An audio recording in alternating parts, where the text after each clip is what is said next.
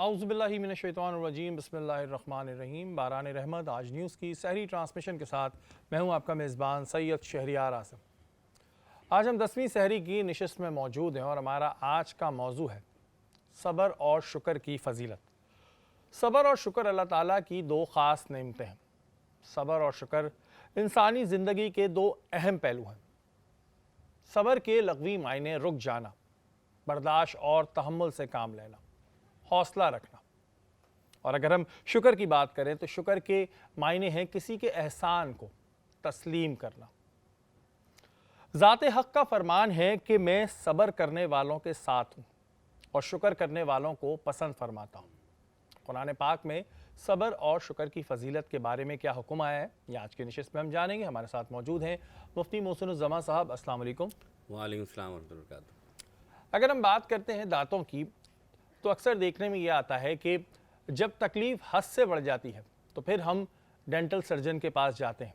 वो कौन सी गलतियां हैं जिनकी वजह से हमें डेंटल इश्यूज़ आते हैं, ये हम जानेंगे। हमारे साथ मौजूद हैं डॉक्टर ग़ुलाम मोहम्मद, डेंटल सर्जन है। अस्सलाम वालेकुम। वालेकुम अस्सलाम। आपको खुशामदीद कहते हैं। Thank you. अगर हम रमज़ानुल मुबारक में देखते हैं तो दो ऐसे प्रोफेशन हैं जिनसे लोगों का बहुत ताल्लुक़ पड़ता है। एक है डिज़ाइनर्स और दूसरे हैं हमारे ब्यूटिशंस। ज़ाहिर है रमज़ानुल मुबारक हों और ब्यूटिशंस के पास लोग रुख ना करें, ऐसा पॉसिबल नहीं होता। हमारे साथ मौजूद हैं मशहूर मारूफ ब्यूटिशन मरियम पंजवानी। अस्सलाम वालेकुम। वालेकुम सलाम। आपको खुशामदीद कहते हैं। Thank you. अपने मेहमानों की जाने बातें हैं। डॉक्टर साहब आपसे पहले शुरू करेंगे। जैसे कि मैंने इंट्रोडक्शन में कहा था कि हमारे यहाँ एक बड़ा मसला है कि कुछ ऐसे प्रोफेशन हैं जिनके पास हम तब जाते हैं जब दर्द जो है वो हद से ज़्यादा तजावज़ कर जाए। उन्हीं में एक डेंटल इश्यूज़ हैं। लोग ये क्यों बेवकूफ़ी करते हैं कि दर्द हो रहा होता है तो कुछ अपनी रेमेडीज़ करने लगते हैं, ख़ुद ही चेक करने लगते हैं और फिर तब आते हैं जब पेन बहुत बढ़ चुका होता है। तो रीज़न क्या है? क्या डेंटिस्ट के पास जाना महंगा पड़ता है कि भाई ज़्यादा एक्सपेंसिव ट्रीटमेंट्स होते हैं या इग्नोर करते हैं लोग? देखें, उसमें दोनों वजूहात हैं। पहला तो ये है कि एक्सपेंसिव भी हैं। वैसे ही हालात देखें पाकिस्तान के तो हर किसी के लिए इतना अफोर्ड करना बड़ा मुश्किल हो जाता है कि डेंटिस्ट के पास जाएं। और जो अफोर्ड भी कर सकते हैं टाइम, फिर उनको पास टाइम नहीं होता कि वो अपना टाइम निकाल के अपने सेहत के लिए वो डेंटिस्ट के पास आएँ। और ज़्यादातर लोग ये होते हैं कि वो हर 3 से 6 महीने में अपना चेकअप करवाते हैं, जिनमें अवेयरनेस ज़्यादा होती है। हमारे पास अवेयरनेस का भी इशू है, बहुत इशू है। जब तक हम अवेयरनेस नहीं देंगे कि डेंटिस्ट के पास 3 से 6 महीने में जाएं, अपना चेकअप करवाएं। क्योंकि जैसे अभी माह रमज़ान चल रहा है तो इसमें तो बहुत ज़्यादा ज़रूरत है चेकअप की। वजह यह है कि पूरा दिन मुंह जो है ना खुश्क रहता है और जिसकी वजह से कैविटीज़ वगैरह लग सकती हैं। और रमज़ान के फ़ौरन बाद जाके अपना चेकअप ज़रूर करवाएं कि ऐसे ना हो कि वो हम जो भूल कर रहे हैं कि पानी कम इस्तेमाल करते हैं, जिसकी वजह से ड्राइनेस बहुत ज़्यादा रहती है, जिसकी वजह से कैविटीज़ लगती हैं और भी इश्यूज़ आते हैं। अच्छा डॉक्टर साहब, जैसे कि आपने कहा कि 3 से 6 महीने में विज़िट कराएं चाहे दर्द हो ना हो, तो उसमें जो भी डेंटिस्ट होते हैं वो किन चीज़ों को देखते हैं और उसका अगर हम एक ख़र्चा मालूम करना चाहें तो कितना आता होगा ताकि लोगों को थोड़ी अवेयरनेस हो जाए इस चीज़? देखें, जब चेकअप की बात है तो जस्ट कंसल्टेशन आपको जो होता है कि डॉक्टर कंसल्ट करता है और उसकी फ़ीस लेता है। लेकिन एटलीस्ट आप जो आगे चल के आपका बजट जो आउट होने की बात होती है कि एक बीमारी है वो आगे चल के बढ़ जाती है, आपका बजट आउट हो जाता है, उसको वहाँ पे रोका जा सकता है। सपोज़ करें कि कैविटी एक डेवलप हो रही है, वहाँ पे फिलिंग करवा के आप अपना ख़र्चा भी कम कर सकते हैं, अपने लिए जो मुश्किल है वो भी कम कर सकते हैं। अच्छा, हमने यही देखा है कि लोग जो हैं वो तब आते हैं जब उनका खर्चा इस वजह ज़्यादा होता है कि वो पहले से उन्होंने मामलात इतने ख़राब कर दिए होते हैं, उन्हें खुद नहीं पता होता। जैसे आप वाली बात कि अगर हम 6 से 3 महीने के दरमियान चेकअप कराते रहे और अगर छोटा मोटा कोई इशू आ रहा होता है तो वो ज़ाहिर उसी वक्त उसका क्योर हो जाता है। बिल्कुल। लेकिन हम तब पहुँचते हैं जब पूरा काम ख़राब हो चुका होता है, फिर कहते हैं यार बड़ा खर्चा हो गया एकदम। बिल्कुल ऐसे ही है।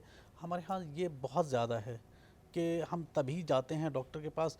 इवन यंग जनरेशन आजकल तो बहुत ज़्यादा है कि वो पेरेंट्स को बताते नहीं हैं। इवन जब उनको पेन होता है और सीवियर पेन होता है या स्वेलिंग आ जाती है तब पेरेंट्स देखते हैं कि ये इशू आया है और वो डॉक्टर के पास, डेंटिस्ट के पास ले आते हैं। तब या तो हमें इस कंडीशन में आ जाते हैं कि दांत निकालना पड़ता है, या पहले वो पहुंच जाते हैं तो रूट कैनाल या कोई ऐसी ट्रीटमेंट करके हम उसको बचाते हैं कि यंग एज में आगे लाइफ पड़ी है कि उनको यूज़ कर सकें। बिल्कुल जी, ये चीज़ें इस वजह से ज़रूरी होती हैं कि हमें पता नहीं होता है, हम बहुत लेट कर देते हैं चीज़ों को। अगर हम डेंटल इश्यूज़ की बात करें तो वो हमारे अपने पैदा करदा होते हैं और हम पहले अपने तौर पे नेचुरल, वो कहते हैं ना रेमेडीज़, नेचुरल तो नहीं, हम अपने तौर पे रेमेडीज़ करते रहते हैं। कोई कहता है लौंग रख लो, कोई कहता है कुछ कर लो, इस चक्कर में हम टाइम निकालते रहते हैं। जब हम फिर डेंटिस्ट के पास जाते हैं तो कुछ बड़ा कारनामा हमारे मुँह में हो चुका होता है, तो ज़ाहिर है जब एक कॉस्ट आती है तो हम कहते हैं हाय इतना ज़्यादा। तो ये और भी बहुत सारे सवाल हैं, लेकिन ये चीज़ जो होती है, एक इशू आती है। मरियम, आपकी जानिब हम आते हैं। पहले बताएं, रमज़ान मुबारक में तो माशाल्लाह आप लोगों का सीज़न बहुत चलता है और अल्लाह ताला चलाता रहे। आजकल क्या मसरूफियात चल रही हैं आप लोगों की? जैसे कि शहरियार, आपको पता है कि स्टार्टिंग के डेज़ थोड़े से हमारे बिज़नेस के स्लो होते हैं, तो अभी जो है वो हमारी ट्रेनिंग्स पे फोकस है। हमारी ट्रेनिंग्स भी कंडक्ट की जा रही है, प्राइवेट ट्रेनिंग्स हैं, ग्रुप ट्रेनिंग्स हैं। तो मोस्टली हमारी जो फर्स्ट अशरा होता है जिसमें स्लो होता है, तो उसमें हम ट्रेनिंग्स वगैरह ज़्यादा कंडक्ट कर रहे होते हैं। अच्छा, मुझे ये बताएं कि कुछ ऑफ़र्स, क्योंकि हर रमज़ान में हर जगह हम देखते हैं ऑफ़र्स होती हैं, बड़े बड़े ब्रांड्स भी ऑफ़र देते हैं, तो आप लोग ऑफ़र देते हैं या नहीं देते? कहते हैं छोड़ो जी ऑफ़र क्या करना है, आवाम ने तो आनी है हमारे पास। नहीं शहरियार, इस वक्त हमारे पास बिल्कुल 50% ऑफ है 15 रमज़ान तक। अच्छा, 15 रमज़ान तक? यस, अच्छा ठीक है, और उसके बाद 15% I think more than enough है। तो लोग आएँ, अवेल करें, क्योंकि वही बात है कि अभी आप जैसे डॉक्टर साहब के साथ जो कॉन्वर्सेशन कर रहे थे कि लोग जो है बाद में उनको जब चीज़ें बहुत ज़्यादा हो जाती हैं या सब्र का पैमाना ख़त्म हो जाता है, तो लोग जो है वो अपने एक्सपर्ट्स के पास जाते हैं। तो बजाय इसके कि जब आपके पास टाइम हो, आप प्रॉपर एक थेरापिस्ट के पास आएँ, अपना चाहे स्किन हो, चाहे हेयर हो, या व्हाटएवर नेल्स आएँ, कुछ भी है, तो पहले से आप कंसल्ट करें, ताकि जो अगर आपका इवेंट है, लेट्स सपोज ये जो ईद आ रही है, तो उससे पहले आप उसके प्रिपरेशंस आप पहले से कर लें। ऐसा ना कि लास्ट मिनट में आप डेंटिस्ट के पास जा रहे हैं या ब्यूटिशियंस के पास जा रहे हैं या अपने किसी भी थेरापिस्ट के पास जा रहे हैं, तो पहले से इन सब चीज़ों की तैयारी होनी चाहिए। अच्छा, एक चीज़ जैसे कि आपने बात कही कि लोग बहुत ज़्यादा काम ख़राब करने के बाद आते हैं, उसी में हम ले लेते हैं स्किन को। हमारे यहाँ आज तक ये कन्फ्यूजन है कि जो अगर फेशियल है, नॉर्मल फेशियल है, वो कितने अरसे में कराना चाहिए। कुछ लोग कहते हैं जी हर हफ्ते करा लो, कोई लोग कहते हैं नहीं 3 महीने बाद कराओ, और कुछ लोग कहते हैं कि नहीं कराओ, इससे स्किन और ख़राब होती है। डिपेंड करता है अगेन शहरिया, इसमें होता यही है कि बिल्कुल ना कराने वाली बात वो है कि जहाँ पे लोगों को अवेयरनेस ही नहीं है। ठीक है, सही बात है, कुछ चीज़ें काम ख़राब भी हो जाती है। अगर आपका थेरापिस्ट प्रोफेशनल नहीं है, टेक्नीशियन आपका अच्छा नहीं है, उसको प्रॉपर नॉलेज नहीं है ना प्रोडक्ट्स की, ना आपको उसकी आपकी स्किन का उसको पता है, क्योंकि जो भी फेशियल्स हम परफॉर्म करते हैं वो according to skin type and condition पे होता है।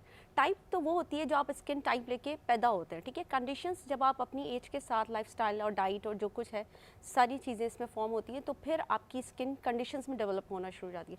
तो आपका थेरापिस्ट बता सकता है कि आपको कौन सा फेशियल लेना चाहिए और कब कब लेना चाहिए। अच्छा, स्किन देखिए, जिस तरह के हमारे हाथ पाँव, इस तरह स्किन हमारी लाइफस्टाइल एनवायरनमेंट में सबसे ज़्यादा सफ़र कर रही होती है, ठीक है। तो स्किन का नीट होना, क्लीन करना एवरी मंथ बहुत ज़रूरी है। मैं तो उसको ये कहूँगी कि आफ्टर 25 to 26 डेज़, जहाँ पे हमारी स्किन का सेल का टर्नओवर होता है, आप तब जाके स्किन प्रॉपर डीप क्लेंस करवाएं, लाजमी। ये जो होता है ना कि हमारे यहाँ ये कन्फ्यूजन्स फैला दी जाती हैं कि जी क्रीम्स जो हैं वो लगाने से और फेस ख़राब हो जाता है, वो उन प्रोडक्ट्स से होता है जो 2 नंबर प्रोडक्ट्स होती हैं, जो अमूमन हमें नज़र आती हैं। मरीम, अगर हम 2 नंबर प्रोडक्ट्स की बात करते हैं तो वो भी जो अगर हम लोकल सैलून्स को देख लें या लोकल हम अपने जो हमारे बार्बर्स हैं, नाई हजरात हैं, उनके पास वो क्रीम्स होती हैं जो बिल्कुल लोकल होती हैं, वो कितनी नुकसानदेह होती हैं फिर स्किन के लिए? क्योंकि शायद वो कराने के बाद लोग बोलते होंगे यार कराते नहीं तो बेहतर था। नहीं कराते तो ही बेहतर होता। वही बात जो आपकी पहली वाली बात थी कि नहीं कराना जब भी अच्छा है, जब अगर आप इस तरह की चीज़ आप यूँ समझें कि वो क्यों नहीं करवाई जाए। क्यों? आपकी उन वाइटनिंग क्रीम्स में स्टेरॉइड्स हैं, आपकी उन वाइटनिंग क्रीम्स में मरकरी है, जो आपकी स्किन को टाइम के साथ थिन करता जाता है। और जैसे ही आप सन एक्सपोजर आपकी स्किन को मिलता है, स्किन डैमेज हो जाती है, पिगमेंटेशन आ जाती है। आप यूँ समझे 80 to 90% आपकी स्किन डैमेज ही सन एक्सपोजर से होती है। और आपका स्किन का, क्योंकि आपने बैरियर जो है वो डैमेज कर दिया होता है बिकॉज ऑफ दी ये वाइटनिंग क्रीम्स जिसमें मरकरी है, स्टेरॉइड्स हैं, तो डेफिनेटली स्किन सफ़र करेगी। अच्छा, मार्केट में मैं देखता हूँ बहुत सी वाइटनिंग क्रीम्स आती हैं जो कोई बड़ी ब्रांड नहीं होते, और बड़े ब्रांड के अलावा कोई हमें पता भी नहीं होता कि किससे तैयार हो रही हैं। हमारे यहाँ एक क्राइटेरिया बन गया जी, बस रंग गोरा होना चाहिए, चाहे रंग यहाँ से गोरा हो यहाँ से काला हो, उससे खैर है, बस मुंह गोरा होना चाहिए। वो जो क्रीम्स अक्सर मैंने देखा है लोग लगाते हैं तो ये पूरे रेडिश हो जाते हैं उनका फेस, और गर्दन बिल्कुल काली हो रही होती है। तो ये स्किन के लिए कितनी नुकसानदेह, और ये लोगों के जहन में क्यों एक क्राइटेरिया बन गया है कि स्किन अगर गोरी हो जाएगी तो बस फिर बाकी सब क्लीन है, चाहे वो रफ हो जाए, उसको ऐसी की तैसी हो जाए, बस गोरी हो जाए। शहरी मैं अल्हम्दुलिल्लाह मुझे ऑलमोस्ट 10 to 12 इयर्स हो गए प्रोग्राम्स करते हुए, और मैंने कभी भी किसी प्रोग्राम में वाइटनिंग्स को प्रमोट नहीं किया। मैं हमेशा कहती हूँ कि आपका जो भी कॉम्प्लेक्शन है उसकी ब्राइटनिंग, उसकी आप ग्लो के ऊपर काम करें, ठीक है। अब बात वही आती है कि स्किन रेड क्यों हो रही है, सेंसिटाइज्ड क्यों हो रही है, बिकॉज कि आपने स्किन को एक्सपोज इतना कर चुके हैं, आपने केमिकल्स इतने हार्श यूज़ किए हैं। आपका फेस वॉश वो बहुत हार्श है, आप अगर कोई वाइट मॉइस्चराइज़र लगा रहे हैं वो बहुत हार्श है। बात वही है कि अगर आप अच्छे स्किन केयर पे इन्वेस्ट करते हैं तो ये आप अपनी स्किन, जो कि आपकी बॉडी का सबसे लार्जेस्ट ऑर्गन है, ठीक है, आप उसके ऊपर इन्वेस्ट कर रहे हैं। अगर आपने उसके ऊपर इन्वेस्टमेंट नहीं की तो डेफिनेटली एक दिन आएगा आप भाग रहे होंगे कि आपकी स्किन सेंसिटाइज्ड हो गई है, पिगमेंटेशन, मेलाज्मा, ये चीज़ें कॉमन होती और जाएंगी। ये चीज़ मैंने बहुत देखी है, मैंने अक्सर जगहों पे देखा है कि लोग वो फार्मूला क्रीम्स के नाम से ज़्यादातर आते हैं, तो Exactly. लोग उसको अपने मुंह पे लगा लेते हैं, पहले तो गर्दन पे ही लगाते हैं, और वो फिर आपका फेस बहुत ज़्यादा, बल्कि और अल्लाह माफ़ करे, हॉरिबल सा लुक देने लगता है। तो स्किन का गोरा होना ये क्राइटेरिया नहीं है, स्किन का स्मूथ होना, ग्लो होना, अब आपका जो भी कॉम्प्लेक्शन है अगर उसमें ग्लो है, उसमें स्मूथनेस है, तो वो आपके लिए अच्छा है। तो इस तरह की चीज़ें लगाने से परहेज़ करें। अब इस वक्त हम मौजूद हैं मारवी के साथ। अस्सलाम वालेकुम। वालेकुम अस्सलाम। मारवी, कैसी हैं आप? ठीक, बिल्कुल। आप सुनाएं, आप कैसे हैं? मैं बिल्कुल ठीक ठाक। आज क्या तैयार किया जनाब आपने? आज बनाया है कलेजी मसाला। हाँ, कलेजी मसाला और पराठे हो जाएं तो क्या ही बात है उसके जी, साथ। बिल्कुल सहरी के लिए बहुत ही आइडियल डिश है कलेजी मसाला। ठीक है, किस तरह तैयार करते हैं कलेजी मसाला? इसमें अनियन, अदरक, लहसुन का पेस्ट, कलेजी को अलग से मैंने बॉईल कर लिया था, उसके बाद अनियंस को भून के, अदरक लहसुन डाल के, फिर कलेजी डाल के, फिर उसमें मसाले, नमक, काली मिर्च, लाल मिर्च, सब चीज़ें डाल के उसको अच्छी तरह से भूनना है ताकि उसकी पूरी स्मेल ख़त्म हो जाए। और उसमें हमने कसूरी मेथी ऐड की है उसका फ्लेवर और भी बढ़ाने के लिए। और इसमें जो ऑयल मैंने यूज़ किया है वो है डालडा का कुकिंग ऑयल, क्योंकि जहाँ मामता वहाँ डालडा, और 80 ईयर से डालडा ने कभी भी अपनी क्वालिटी पर कॉम्प्रोमाइज़ नहीं किया, और इसीलिए मैं कहती हूँ कि आप इस्तेमाल करें डालडा। और 250 रुपये तक की बचत है ईद से पहले, ईदी ऑफ़र। ईद से पहले जी ईदी ऑफर है। अच्छा, ये क्योंकि जो गाय की कलेजी होती है, क्योंकि ये गाय की होगी मेरे ख्याल से, ये मटन की कलेजी मटन है। की, ठीक जी, है। बिल्कुल। ये कलेजी जो है ये थोड़ा मुश्किल से गलती है, तो इस वजह से पहले बॉईल करनी होती है। इसको 2-3 मिनट्स के लिए बॉईल करेंगे। अगर आप इसको ओवर कुक करेंगे तो ये हार्ड हो जाएगी। अच्छा, और हार्ड हो जाती जी है? बिल्कुल, इसको ओवर कुक नहीं करना होता। बस 2-3 मिनट बॉईल करें। 2-3 मिनट बॉईल करके फिर जब हम भूनेंगे तो वो उसी में 5-6-8 मिनट्स में वो पक जाएगी। फिर स्टीम पे 2-3 मिनट्स, फिर ये डन हो जाएगी। ये जल्दी तैयार हो जाती है ये डिश? जल्दी, हाँ, 20 to 25 मिनट्स में तैयार हो जाती है। और ये जो है ना, इसकी ग्रेवी अगर ज़्यादा होती है ना, ग्रेवी ज़्यादा हो तो ज़्यादा मज़ा आता है। आप थोड़ी ग्रेवी भी बढ़ा दीजिएगा ताकि हम ज़्यादा इसमें जो है वो मज़े लें। और ड्रिंक कौन सी बना रही हैं आज आप, ये बताएं। आज करशी जामी शीरी का स्ट्रॉबेरी मिल्क शेक। हाँ, स्ट्रॉबेरी मिल्क शेक आज हम पियेंगे, करशी जामी शीरी का, और वो भी हम जानेंगे कि किस तरह जो है वो तैयार होता है। लेकिन अभी यहाँ पर कलेजी जो है वो ऑलमोस्ट तैयार हो चुकी है। ऑलमोस्ट तैयार हो चुकी है, ग्रेवी बढ़ाएंगे। हाँ, ग्रेवी बढ़ाएंगे। अभी ग्रेवी आप बढ़ा दें आराम से। डॉक्टर साहब, आजकल जो एक इशू आता है वो बड़ा कॉमन है कि हमारे यहाँ ख़ासतौर पर कराची में अगर हम बात करें तो पान गुटखे का इस्तेमाल तो बड़ी वाफिर मिक़दार में होता है। उसके अलावा चाय पीने से भी, इन तमाम चीज़ों से अक्सर दांतों में धब्बे आ जाते हैं, जिसके लिए क्लीनिंग होती है। तो ये क्लीनिंग प्रोसीजर क्या पेनफुल होता है, और कितने टाइम में ये धब्बे चले आते हैं? ये थोड़ा सा हमारी जो देखने वाले नाजरीन हैं जिनके अभी दांतों पर काफ़ी धब्बे पड़ चुके हैं, उनके लिए ख़ास तौर पर क्या ये पेनफुल होता है? ये देखें, उसको स्केलिंग कहते हैं। डेफिनेटली वो पेनफुल इसलिए है कि हम जो पान या गुटखा या छालिया जो खा रहे होते हैं उसके जो स्टेन हैं, उसके निशान इतने डीप चले जाते हैं कि उसको साफ़ करने के लिए हम जो स्केलर यूज़ कर रहे होते हैं तो उसकी वाइब्रेशन से पेन होता है, सेंसेशन होती है।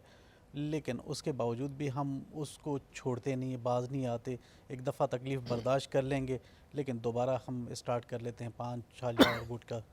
तो ये तकलीफ दे अच्छा, तो है। स्केलिंग के बाद अक्सर ये होता है 2-4 दिन तक कि ठंडा या गर्म दांतों पे लगता है, इसकी वजह क्या होती है? देखें, जब स्केलिंग होती है तो हमारे जो गम्स हैं, जो मसूड़े हैं, उसमें जो फॉरेन बॉडी होती है उसको निकाला जाता है, क्योंकि सारा साफ़ किया जाता है तो उसमें पॉकेट बन जाता है। वहाँ से माइक्रो लीकेज बन के जो पानी ठंडा या गर्म वो अंदर जाता है, तो अंदर जो नर्व है, जो सेंसिटिव ऑर्गन है, उसको जाके हिट करता है, जिसकी वजह से सेंसेशन होती है, ठंडा या गर्म लगता है। कभी कभार तो वो 2 से 4 हफ्ते तक भी चला जाता है। अच्छा, ये लेकिन उनको होता होगा जिनके बहुत डीप स्टेन हो। बिल्कुल, जो ज़्यादातर छालिया और पान खाने वाले हैं। अच्छा डॉक्टर साहब, अक्सर लोगों को मैंने ये देखा है, उस पर ज़रा आप भी रोशनी डालिएगा, कि जब हम टूथब्रश करते हैं तो उसमें ज़बान का साफ़ करना, क्लीन करना कितना ज़रूरी है? क्योंकि जितने भी जर्म्स हैं वो ज़बान के थ्रू जा रहे होते हैं। बिल्कुल। तो बहुत से लोग टूथ ब्रश करते हैं लेकिन ज़बान को क्लीन नहीं करते हैं, ये कितना नुकसानदेह होता है? देखें ज़बान में क्योंकि हम जो प्लाक साफ़ कर रहे होते हैं ज़बान पे लगा होता है, तो इतना फ़ायदा नहीं होता अगर ज़बान को साफ़ नहीं करते। आजकल तो ब्रश आ रहे हैं जो जिसके पीछे उनके टंग बैक पे क्लीनर होता है, बिल्कुल। बिल्कुल टंग क्लीनर होता है, हम वो यूज़ करें तो बहुत अच्छा है कि उसके साथ ब्रश में ही आपके दोनों काम हो जाएं, क्योंकि वही जो जरासीम हैं दोबारा आपके मुंह में ही जा रहे हैं, आप तो उसको साफ़ नहीं कर रहे, तो प्रॉपर ओरल कैविटी जो है प्रॉपर साफ़ नहीं होती, तो वो साफ़ करना बहुत लाजमी है।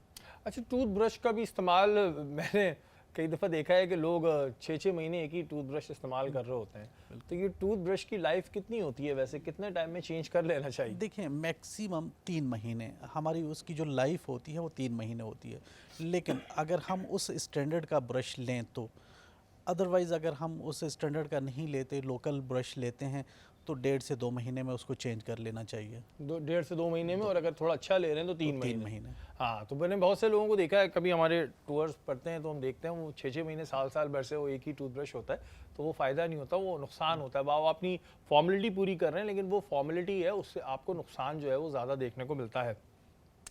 मरीम, अगर हम बालों की बात करें तो बालों को लेके हर कोई बड़ा परेशान रहता है। लड़कों के भी गिर रहे होते हैं, ख़वातीन के भी गिर रहे होते हैं, लेकिन ख़वातीन के ज़्यादा होते हैं तो पता नहीं चलते, मर्द जो हैं वो बेचारों के नज़र आने लगते हैं। तो अगर हमें अपने हेयर्स को मजबूत रखना है तो उसके लिए क्या करना चाहिए? शरी ये कहेंगे कि हफ्ते में 1 से 2 दफ़ा स्कैल्प की एक्सफोलिएशन मस्ट करें। ठीक है। ठीक है, क्योंकि आपका आउटडोर है, क्योंकि बेसिकली जो मेल्स हैं ना उनके स्कैल्प पे सेबेशियस ग्लैंड्स जो है वो ओवर एक्टिव होते हैं। ठीक है, मोस्टली आपने देखा होगा जितना आप आउटडोर होते हैं उतना स्कैल्प आपका फ्रीक्वेंटली ग्रीजी होता है, ऑयल आ रहा होता है, तो उस ऑयल को क्लीन करना, ठीक है, उसको बहुत ज़रूरी है। आप हफ्ते में 1 से 2 दफ़ा मॉइस्चराइजिंग शैम्पूज़ तो आप यूज़ करते हैं रेगुलर, बट एक्सफोलिएटिंग शैम्पूज़ जिसे आप प्योरीफाइंग कह सकते हैं, डिटॉक्सीफाइंग शैम्पूज़ होते हैं। हर ब्रांड मतलब उसमें या तो डिटॉक्सीफाइंग के नाम से होगा या प्योरीफाइंग के नाम से होगा, जिसे आप एंटी डैंड्रफ शैम्पूज़ भी कह सकते हैं। तो 1 से 2 दफ़ा आप मस्ट यूज़ करें। उससे आपका होगा क्या, स्कैल्प आपका क्लीन रहेगा, आपका जो है फॉलिकल है वो एक्टिव रहेगा। जब वो ऑक्सीजन उसको प्रॉपर सप्लाई मिलेगी ना तो वो हेयर बल्ब वीक नहीं होगा, वो बाल गिरेगा नहीं। होता ये कि grease and dirt and oil की वजह से ना आपका हेयर फॉलिकल जो है वीक हो जाता है, और वो एक टाइम ऐसा आता है कि आपका बाल गिरना शुरू हो जाता है। अच्छा, ये कोई अफवाह है या हकीकत है कि जी शैम्पू रोज़ नहीं करना चाहिए, शैम्पू रोज़ करने से बाल गिर जाते हैं, ये हकीकत है अफवाह है? डिपेंड अगेन, अगर किसी का डेली उसका जॉब है कि उसको आउटडोर जाना है, जैसे वो मोटर बाइक्स पे या जिस तरह लेट्स सपोज ये जिस तरह के लोग होते हैं या डिलीवरी मैन या बाइकिया पे, अगर उनका इतना एक्सपोजर है कि वो उनका डेली धुआं है, डर्ट है, ग्रीस है, तो डेली शैम्पू जिसमें सल्फेट होता है, बेसिकली शैम्पू में क्या है, सल्फेट है, ठीक है, जो एक क्लेंजिंग एजेंट है, तो उसको अगर आप माइल्ड फॉर्म में भी करते हैं, मसला क्या है कि हमारे यहाँ की आवाम क्या करती है, सीधा शैम्पू जो है बॉटल से उंडेला और सीधा स्कैल्प पे आपके क्राउन एरिया पे यूज़ किया। और ज़्यादातर पर क्राउन एरिया से बाल गायब होना शुरू हो जाते हैं क्योंकि आप ओवर एक्सफोलिएटिंग भी कर देते हैं। ठीक है, शैम्पू को हमेशा जो है डाइल्यूट करें पानी के साथ, ठीक है, अच्छे से इसको डाइल्यूट करके फिर आप यूज़ करें from the nap area, right, पीछे से आपने आगे आना है।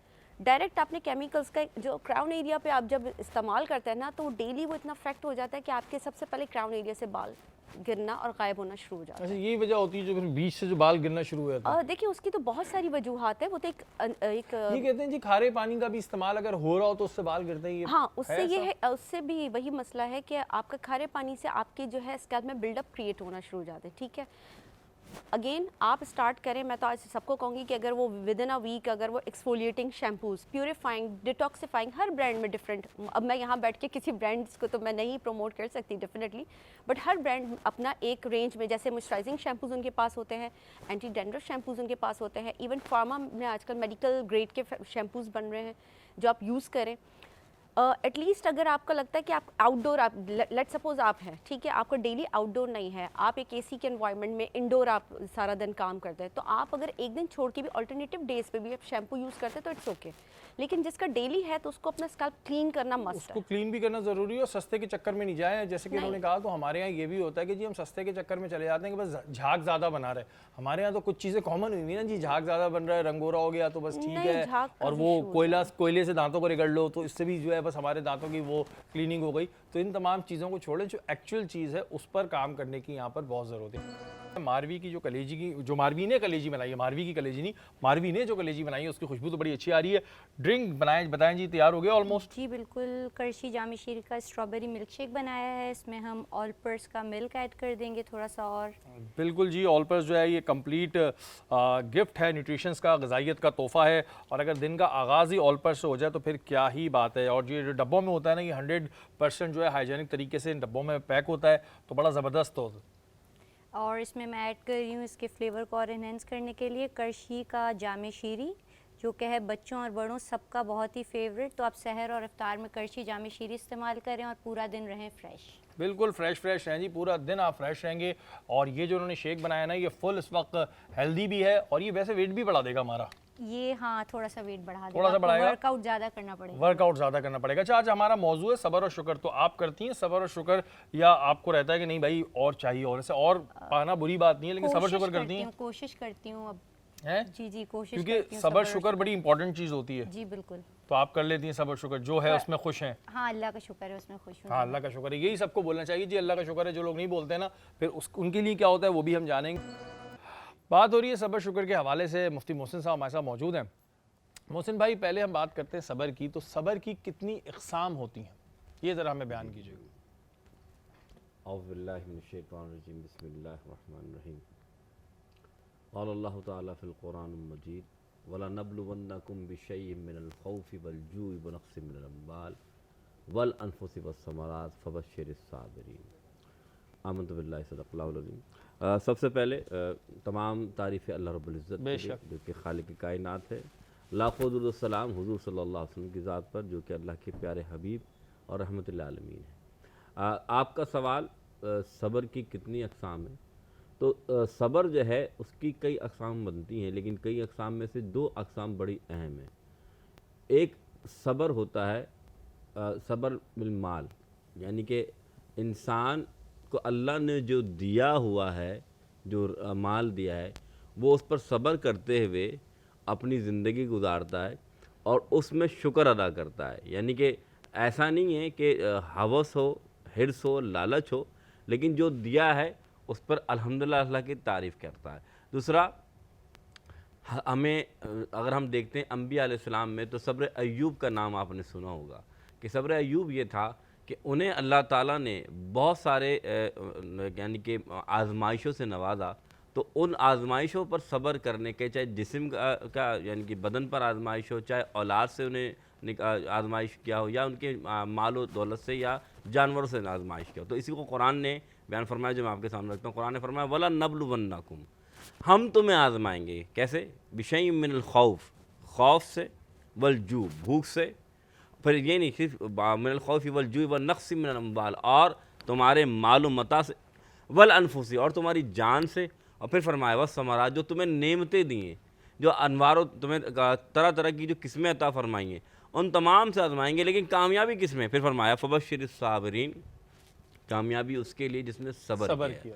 अब यह मालूम चला कि सब्र के अंदर बहुत सारी चीज़ें आती हैं कि इंसान को कभी खौफ भी आएगा उसकी किस्म में, कभी उसको माल से भी आजमाया जाएगा, कभी उसको जान से भी आजमाया जाएगा, कभी उसके औलाद से उसको आजमाया जाएगा, कभी आखिर में देखा जाए जो उसको अल्लाह ताला ने जाहु मनसब दिया है उससे आजमाया जाएगा। जब ये तमाम चीज़ें आजमा दी जाएँ तो अल्लाह फरमाता है कि अगर वो इस आजमाइश में कामयाब हो गया तो फिर फरमाया फजल, उसके लिए खुशखबरी। खुशखबरी क्या है?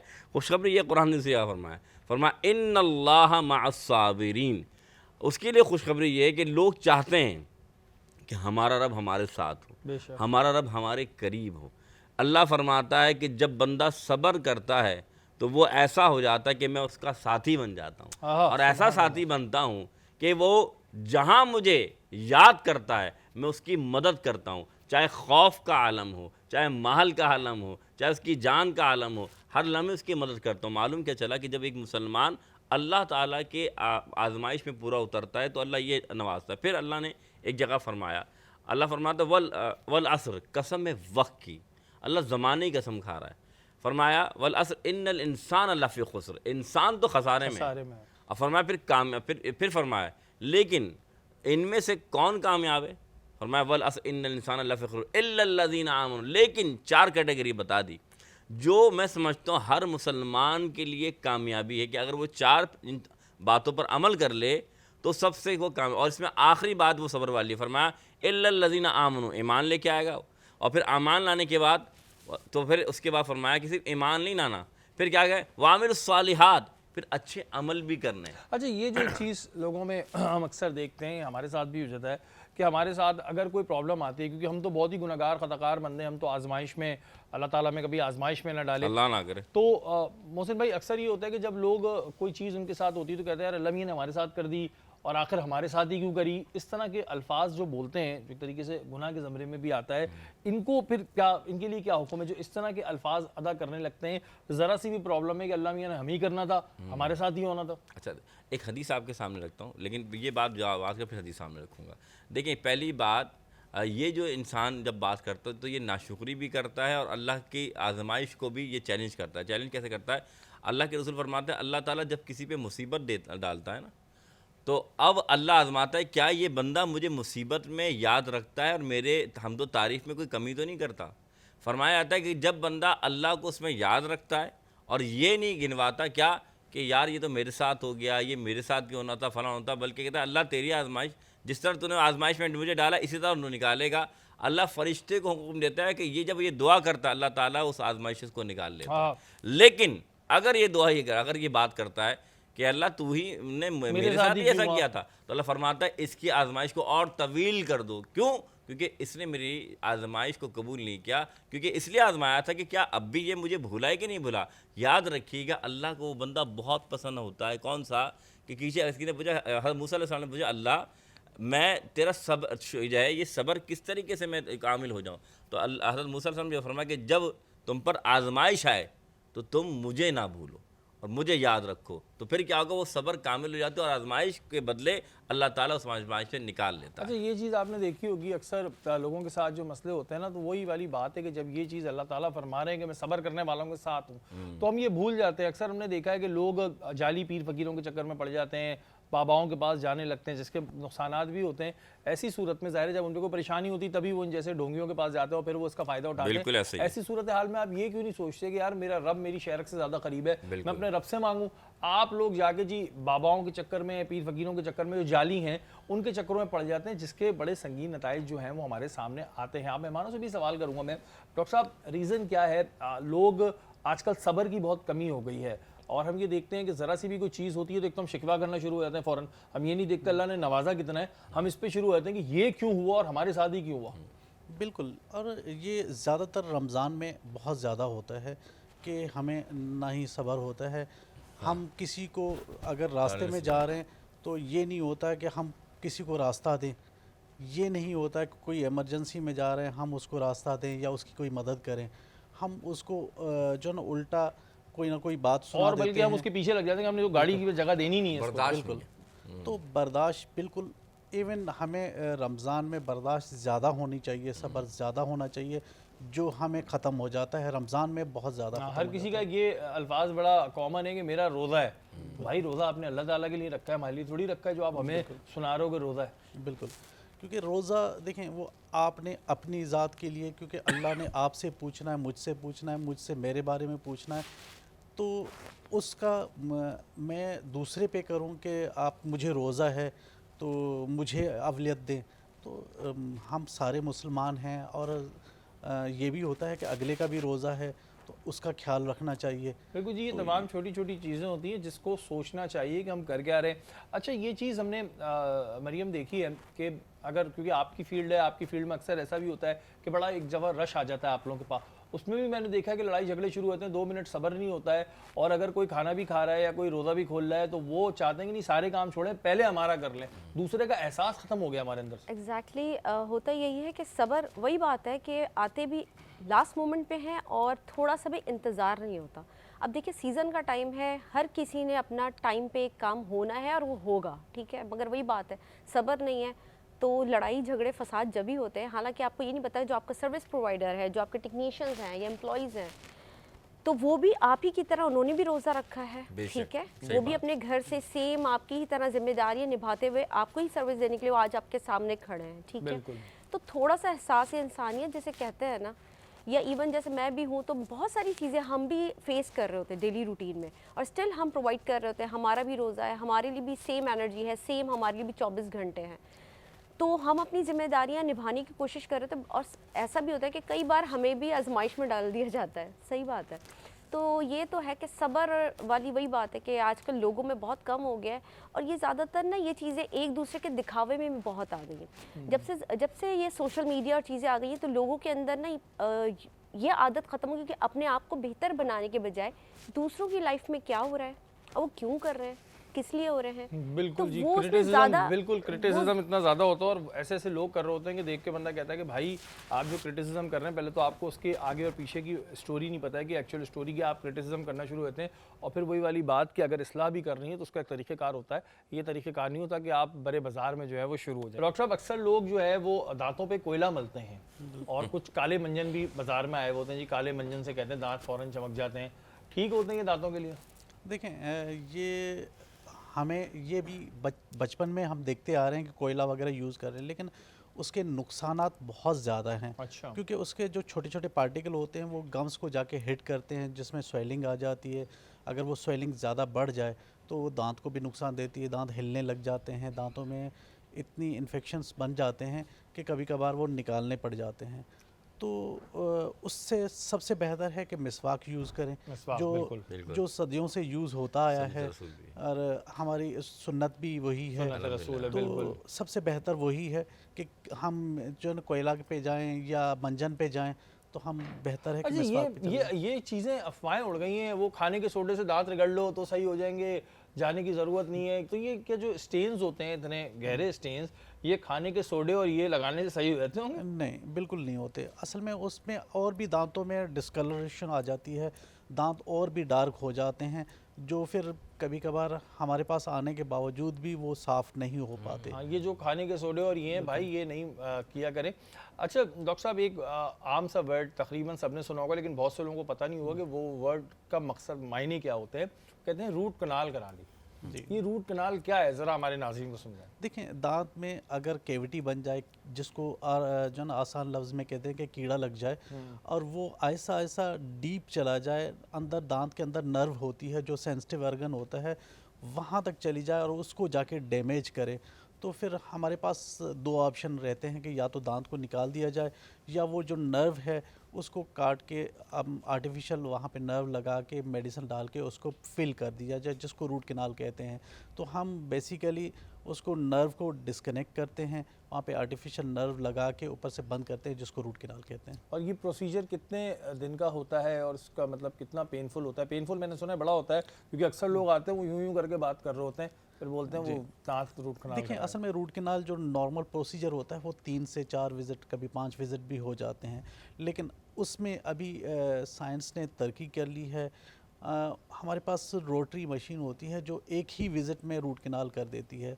वो मशीन से पहले हम करते थे, अभी भी करते हैं, जो हम हाथ से रूट कैनाल करते हैं, जो फाइल्स होती हैं और नर्व को काटने के लिए, तो हम वो हाथ से यूज़ कर रहे होते हैं। तो मशीन जो है वो हमसे 50 गुना जल्दी काम करती है, और उस प्रोसेस को एक ही विज़िट में कंप्लीट किया जा सकता है। अच्छा, ये जो आर्टिफिशियल टीथ्स लगते हैं, जी। ये अक्सर हमने सुना है कि बहुत ज़्यादा महंगे भी लगते हैं। अगर हम एक मिनिमम कॉस्ट में बात करें, तो अगर कोई अपने आर्टिफिशियल टीथ लगवाना चाह रहा हो तो मिनिमम कॉस्ट क्या होगी? इससे कम में तो फिर कोई बेवकूफ़ बना रहा है। देखें, मिनिमम कॉस्ट जो होती है वो फ्लेक्सिबल दांत होते हैं, जिसको डेंचर कहते हैं, निकालने लगाने वाले, वो बहुत मिनिमम में बन जाते हैं कि 1000 में 2000 में बन अच्छा, जाता बन है, जाते पर हैं। टूथ बन जाता है। लेकिन अगर हम उसकी जगह पे फिक्स की तरफ जाते हैं, इम्प्लांट की तरफ जाते हैं, तो वो तो लाखों में जाता है एक दांत।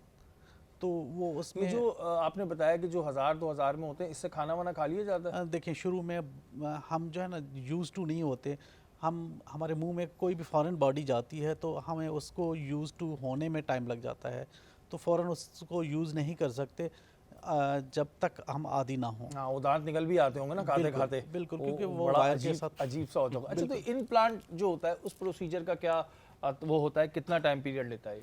देखें, इम्प्लांट आजकल इमीडिएट लोडिंग इम्प्लांट आ गए हैं कि हमने इम्प्लांट किया और विद इन अ वीक उस पे दांत फिक्स लगा दिए, और एक हफ्ते के बाद आप नॉर्मल खाना पीना शुरू कर दें। और कोई पेन नहीं देता कुछ? नहीं, 1 से 2 दिन पेन रहता है, ओके। क्योंकि ज़ाहिर है वो बोन में ड्रिलिंग करके उसमें स्क्रू लगाया जाता है, तो उसमें पेन 1 से 2 दिन रहता है। ठीक है जी, अगर कोई अपने वैसे आर्टिफिशियल दांत लगवाना चाह रहा है और जिसके पास ज़ाहिर है क्योंकि माशी हालात आजकल लोगों के लिए तो वो 1-2 हज़ार में भी लग जाते हैं। वो जो निकाल के नहीं रख देती, हमने पुराने ज़माने में देखा है जो दादी नानियाँ होती थी वो ग्लास में रखती थी, ग्लास में पानी डाल के वो दांत रखे हुए होते थे, तो वो भी आप करा सकते हैं। लेकिन इन प्लांट का जो उन्होंने डॉक्टर साहब ने बताया वो प्रोसीजर होता है। पहले ही इतनी कोशिश करें कि इन तमाम चीज़ों की ज़रूरत ना है। अगर आप पहले से ख्याल रखेंगे, अपने बच्चों के दांतों का ख्याल रखेंगे तो उनको ये प्रॉब्लम नहीं आएगी। लेकिन हम ख्याल नहीं रखते हैं तो इस वजह से सारे प्रोसीजर में पहले से पूछ रहा हूँ। अच्छा मरियम, हम बात कर रहे थे बालों के हवाले से, आपने बहुत अच्छी अच्छी चीज़ें बताई। ऑयलिंग की बात रह गई थी कि ऑयलिंग कितनी दफ़ा करनी चाहिए, और सुना है कि ज़ोर से, मतलब ज़ोर से बना थोड़ा तेज़ हाथ की ऑयलिंग अच्छी होती है।